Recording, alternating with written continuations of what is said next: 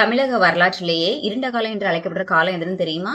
அதுதான் கலவர வருடம். இந்த கலவர கால வரலாற்றையே மீட்டெடுத்து கொடுத்தவர் தான் நம்மளுடைய மயிலை சீனி வெங்கடசாமி அவர்கள். அவரை பற்றிய முக்கிய தகவல்கள் இதோ. அவரோட பேர் என்னன்னு பார்த்தோம்னா சீனி வெங்கடசாமி. இவர் மயிலாப்பூர்ல பிறந்ததுனால மயிலை சீனி வெங்கடசாமின்னு அழைக்கப்பட்டாரு. இவர் சென்னை மாநகராட்சி பள்ளியில 25 ஆண்டுகள் ஆசிரியரா பணியாற்றினார். இந்த ஆசிரியரா பணியாற்றின போதே அவர் பிராமி, கிரந்தம் மற்றும் வட்டெழுத்து இந்த முறைகளை தானாவே அவர் கற்றறிஞ்சார். பிராமி, கிரந்தம், வட்டெழுத்து முறைகள் நல்லா தெரிஞ்சதுனால கல்வெட்டு ஆய்வில் அவர் சிறந்த விளங்கினாரு.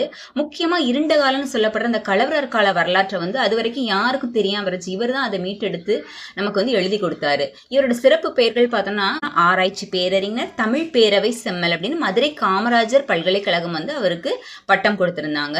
இவருக்கு மலையாளம், கன்னடம், சமஸ்கிருதம், பாலி, ஆங்கிலம் இந்த மொழிகள்லாம் அவருக்கு தெரிஞ்சிருந்துச்சு. முக்கியமான நூல்கள் என்ன அப்படின்னு பார்த்தா ஃபர்ஸ்ட் நூல் என்னன்னு பார்த்தோம்னா கிறிஸ்தவமும் தமிழும், அதை தொடர்ந்து பௌத்தமும் தமிழும், சமணமும் தமிழும்,